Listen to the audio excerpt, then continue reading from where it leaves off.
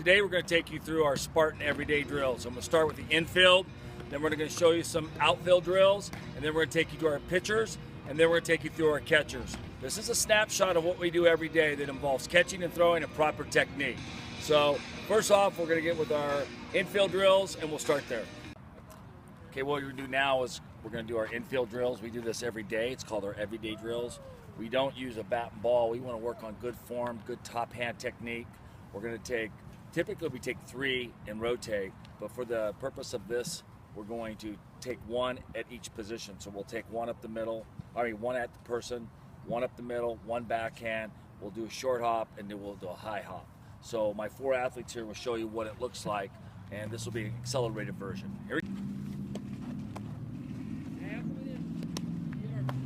You notice they're working on good top hand. We don't want to make it difficult for them. We want them to have good form. Up the middle, we want a 45-degree angle. Anytime we go up the middle or to your left, always take a good 45-degree angle and get around the ball. Now we'll go to the backhand side, and regardless if the coach doesn't throw it correctly in the area, we're still using our backhand to work on making a small garage, getting the ball, settling, and getting rid of it. Now we'll work on short hops. What we're trying to do is come in and get it on the short hop. Keeping our feet moving. If I can get a short hop. My athletes like the balls in the air. One more short hop. Here you go. Okay, now we go into the slow rollers or high hops, however you want to do it. But we want to make sure they're on the run. If they boot the ball, you want to make sure you just keep moving. We don't want to stop the drill, just say get out of the drill. Now we'll set up. Now we're going to do pop-ups that take you to your left and to your right. First we'll go up the middle. We don't want to drift. We want to get to the point at which they can catch it and settle our feet.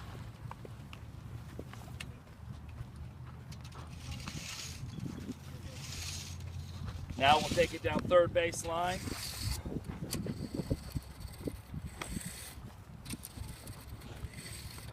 I have much more control throwing it and giving him the right procedure to follow in a drill such as this, all that I would if I was using a bat. So what we do with this is what we do with our corners and then our shortstops, and we rotate back and forth. Typically we're doing 3 of each. So it takes us about 20 minutes to get through the drill, but that's what I think your athlete should be doing every day, working on a good top hand, good soft hands, and pushing and making good throws. That's your everyday drills for infield. All right, today we're going to go through our everyday drills. Typically we do every fall. We'll do it every day. In the summer we'll go probably every other day once we get the hang of what things that are going to typically happen in a game with directions of the ball. So the first one we'll do is our double ball or our side-to-side drill. It's basically just line drives. We use this mostly just to get loose, get our lateral movement going and our legs loose.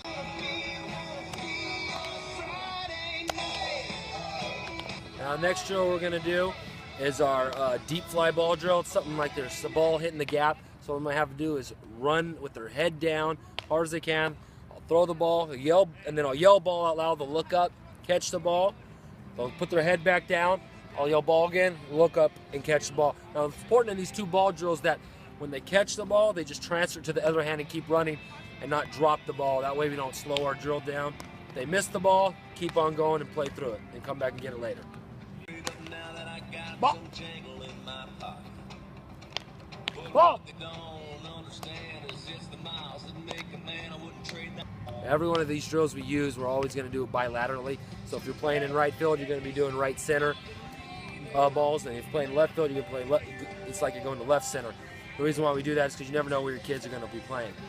The next drill we're going to do is a drill that you typically never want to do. You never want to see this in a game, but we use it because there's situations where it's going to occur where you're going to need to use this drill. And the reason why we call it the oh shoot drill, I'll use a political term here for it, politically correct, sorry.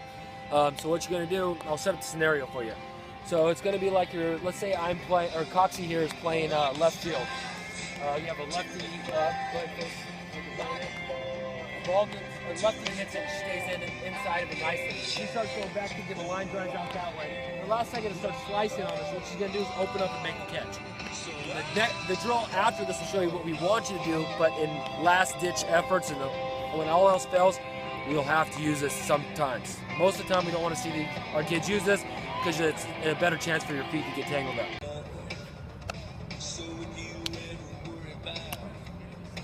All right, it's going to be the same situation. Same thing, lefty up, playing in left field here. Now it's more of a lazy line drive or a lazy fly ball. In the same case where the hitter stays inside of it and starts slicing her. What she's going to do is open up this way. She realizes that she's going to land on this side. She flips her head and finds the ball. Now it's key in this drill that you whip your head as fast as you can, take your eye off the ball, and then locate the ball. If you try to follow the ball, you're going to get lost. Right? I'm sure everybody's seen that. And the reason why we do this instead of the open up drill, the reason why we want this more time, our kids do this almost all the time, and you don't want to keep your feet tangled as opposed to going like this, tripping, falling. Been there before, I've seen many players been there before. You want to do the whip, that way you can be in control of how you field the ball. Go.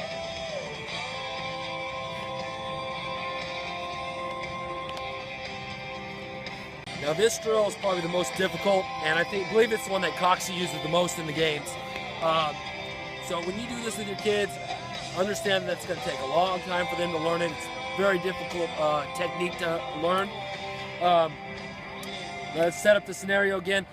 Let's say you're playing center field, the ball gets hit right at you, right over the head. You turn back and you look, and it looks like the ball's on this side of the shoulder, right? If you turn this way, it's going to look like it's on this side of the shoulder. So to avoid this kind of a catch, which is really hard to do, right? That's why Willie Mays was so famous, right? It's a real hard catch to make. We want to avoid that by doing a fade. It's not any different than a wide receiver going down the sideline, quarterback throwing it to the back shoulder, and then fading off and making the catch as they go out of bounds. Very similar, and when you use this, it's going to make the catches much easier. What you're going to feel like is someone pushing against your shoulder, you're going to fade off and let the ball land in your glove. Roxy? So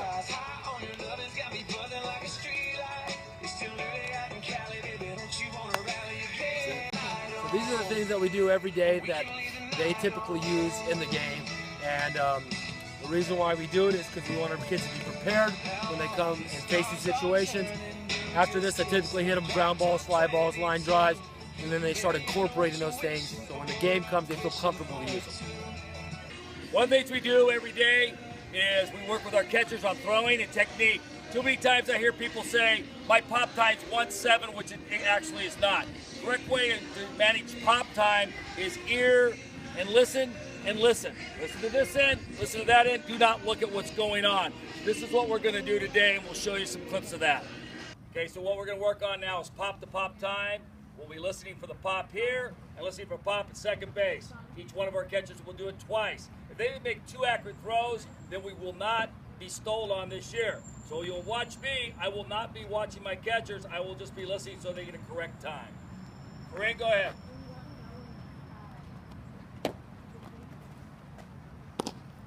2.0.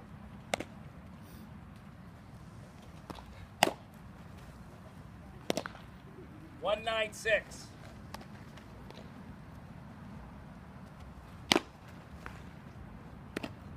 195.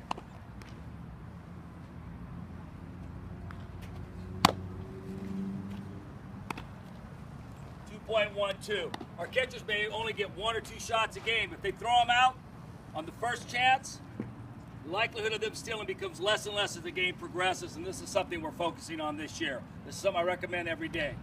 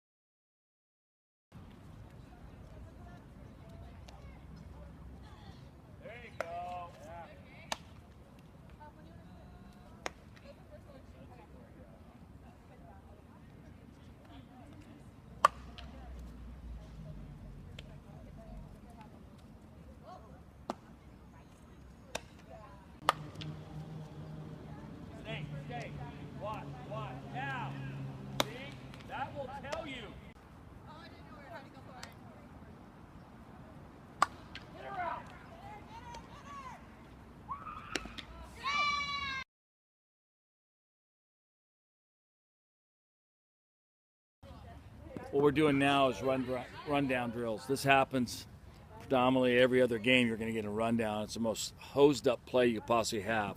What we're trying to do, we do it with tennis balls, no helmets, just to get the concept. We want to run them back 3/4 away.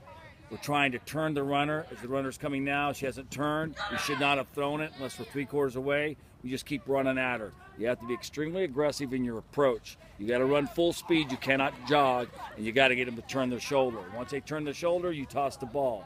However, if they don't turn their shoulder, they're 3/4 away, toss the ball, and then close down from the receiving end, and you should have a 1 throw out. There's 2 lines going right now because we try to maximize as many people as we can in the process. From here, we'll advance to glove, helmet, and a real ball.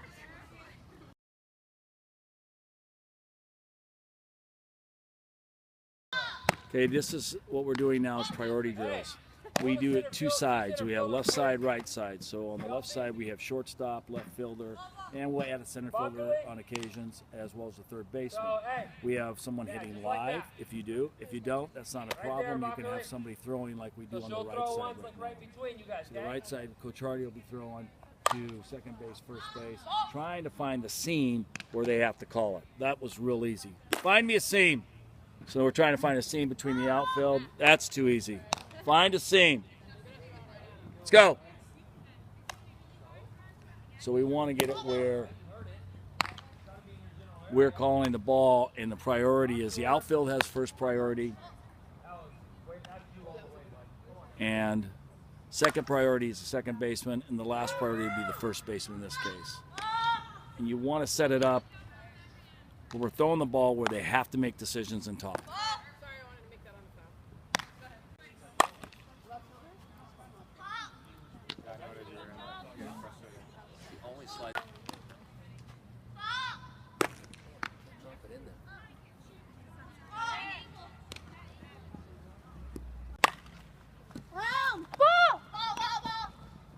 Go.